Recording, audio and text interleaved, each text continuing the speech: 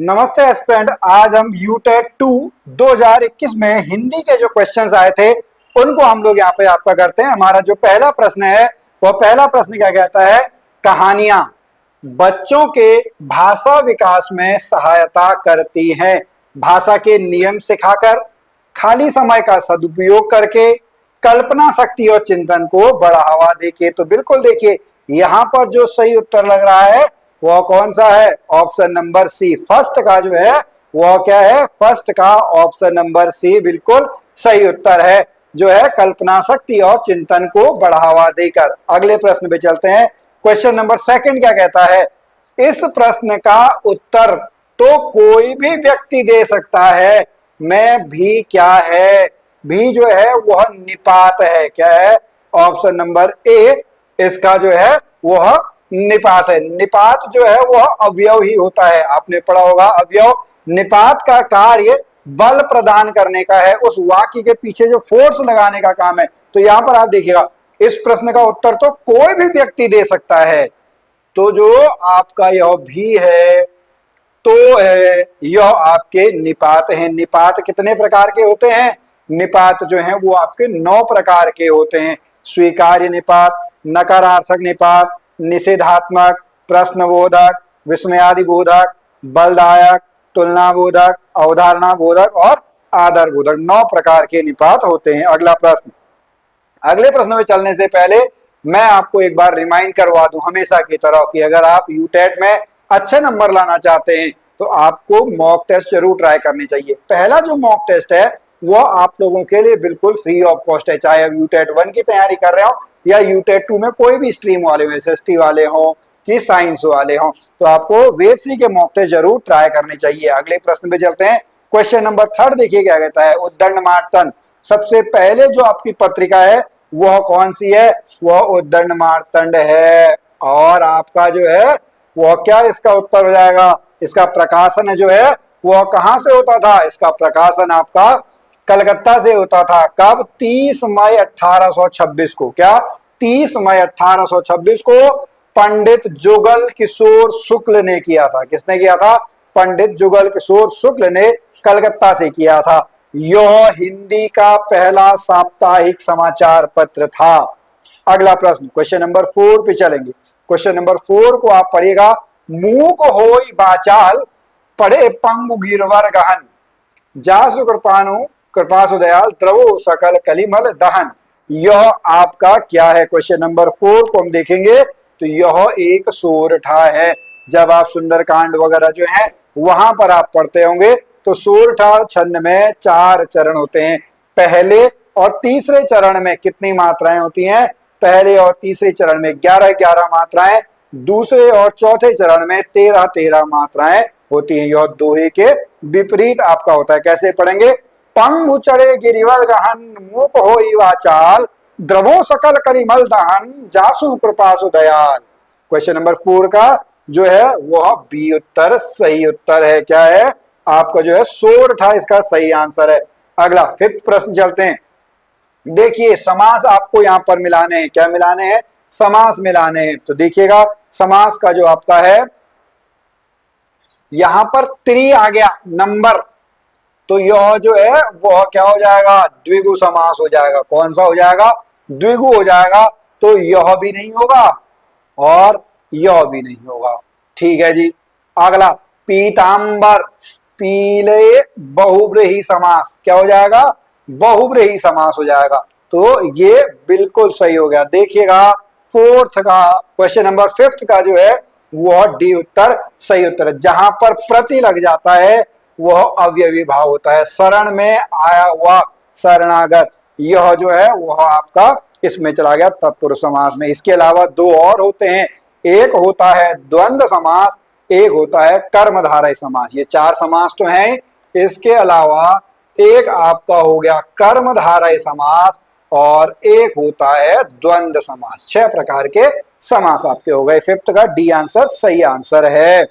अगला question number 6 पे चलेंगे। उससे पहले यहाँ पर जो है आप यह जो गद्यांश है इस गद्यांश को एक बार आप पढ़ लेंगे। प्रश्न संख्या 6 से लेके 10 तक हम यहीं से आपका पढ़ने वाले हैं। लिपि का आविष्कार, संचार के क्षेत्र में दूसरी सबसे बड़ी क्रांति थी। चलिए देखते हैं क्या प्रश्न है। चित्रलिपि क्या है? चित्रलिपि किसी घटना को श्रृंखलाबद्ध एक सीरीज चित्रों की प्रस्तुति को चित्रलिपि कहते हैं। ऑप्शन नंबर सी इसका सही उत्तर है। क्या है? 6 का जो है वह ऑप्शन नंबर सी बिल्कुल सही उत्तर है। नेक्स्ट क्वेश्चन नंबर 7 देखेंगे। लिपि के आविष्कार का सर्वाधिक प्रभाव किस क्षेत्र में पड़ा है? पुस्तक प्रकाशन में, संचार के क्षेत्र में, व्यापार के विकास में और मौखिक अभिव्यक्ति में। तो देखेंगे यहां पर हम चलेंगे। देखिए आप पढ़ेंगे लिपि का आविष्कार संचार के क्षेत्र में। किसके? संचार के क्षेत्र में। तो जो 7th है इसका क्या हो जाएगा? इसका जो है वह बी उत्तर बिल्कुल सही हो जाएगा। 7th का आप देखेंगे बी आंसर सही है। 8 ऑडियोग्राफी की प्रमुख विशेषता है।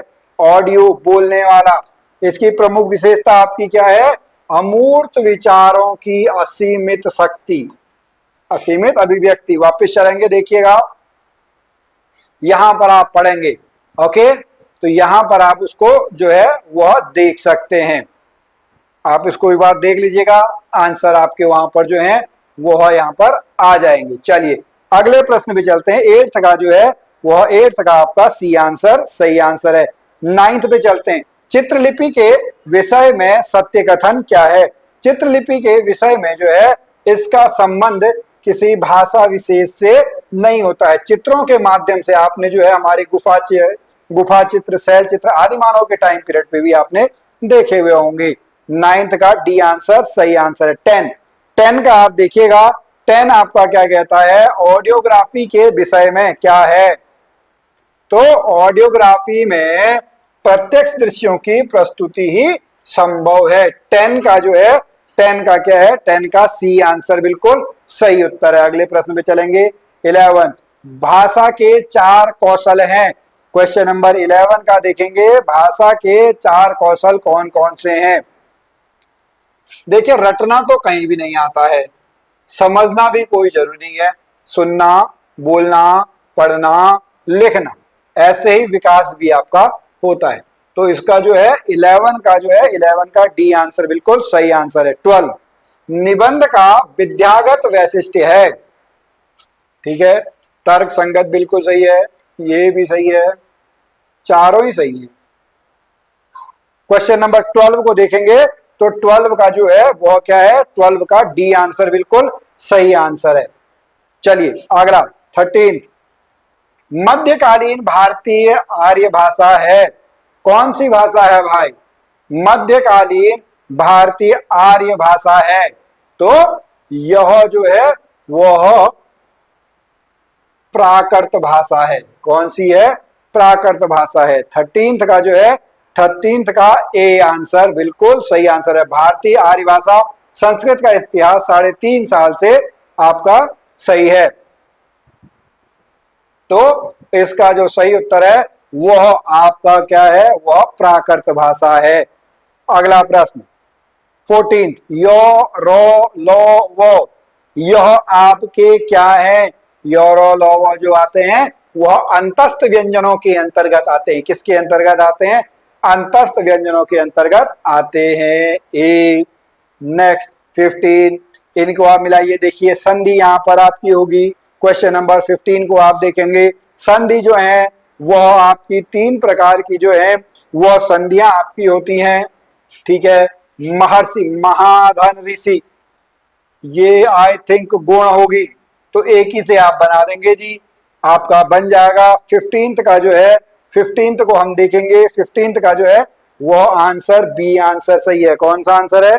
15th का बी आंसर सही है।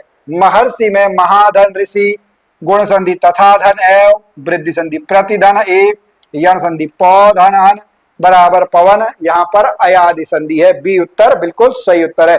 16th में चलेंगे। 16th क्वेश्चन क्या कहता है? निम्न में से कौन सा वाक्य शुद्ध है? 16th प्रश्न देखेंगे। इसका यही है, सारा राज्य उसके लिए एक थाती था। 16th का जो है वह ए उत्तर बिल्कुल सही उत्तर है। क्या है? ए। नेक्स्ट 17th को आप चलेंगे। फिर से जो है आप यहाँ पर जो गद्यांश है इस गद्यांश को आप लोग पढ़ेंगे। ये गद्यांश पहला इधर से है, फिर यहाँ पर आप देखेंगे ये रागात्मक संबंधी की रक्षा और निर्वाह होता है, यहाँ के बाद आप सीधा यहाँ चले जाएंगे। तो एक बार इसको जो है आप पॉज करके देख लीजिएगा, पढ़ेंगे। फिर हम यहाँ पर आगे जो हमारे प्रश्न हैं उन प्रश्नों पे हम चलते हैं। प्रश्न नंबर 17 से 21 के बीच में उपर्युक्त जो गद्यांश हैं इनके अनुसार उचित कथन आपका क्या है। तो 17 को देखेंगे, इसको आप पैराग्राफ एक बार देख लीजिएगा। 17 जो है वह बी उत्तर है। जगत अनेक रूपात्मक है और हृदय अनेक भावात्मक है। 18 जिन रूपों और व्यापारों से मनुष्य का परिचय आदिम युग से है उसे क्या कहते हैं। आदिम युग से 18 का जो आपका है 18 का जो है वो यहाँ पर ए आंसर सही है। क्या है? ए आंसर है मूल भाव। ए नेक्स्ट 19 प्रश्न पे चलने से पहले आपको मैं मॉक टेस्ट के बारे में रिमाइंड करवा दूं। 19 पे चलेंगे। काव्य का प्रमुख प्रयोजन है यश की प्राप्ति करना, जीवन में सुख प्राप्त करना, धन अर्जन करना, हृदय को लोक सामान्य भाव भूमि पर करना। तो इसका जो सही उत्तर है हृदय को लोक सामान्य भाव भूमि पर अव्यवस्थित करना। 19 का डी उत्तर बिल्कुल सही उत्तर है। 20 पे चलेंगे। हमारे मनोविकारों का परिष्कार कैसे होता है। ठीक है, पढ़ लेंगे एक बार। क्वेश्चन नंबर 20 को आप पढ़ेंगे तो देखेंगे। क्वेश्चन नंबर 20 को हम देखते हैं।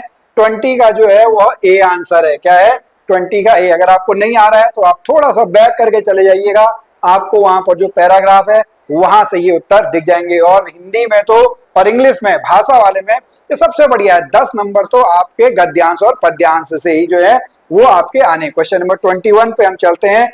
21 प्रश्न क्या कहता है। शुद्ध अनुभूतियों का संचार और अनेक गतियों के मार्मिक स्वरूप का साक्षात्कार किसके द्वारा होता है। तो यह साक्षात्कार जो है वह कविता के द्वारा होता है। किसके द्वारा होता है? कविता के द्वारा। शुद्ध अनुभूतियों का संचार और अनेक गतियों के मार्मिक स्वरूप का साक्षात्कार कविता के द्वारा होता है। अगले प्रश्न पे चलेंगे। Question number 22।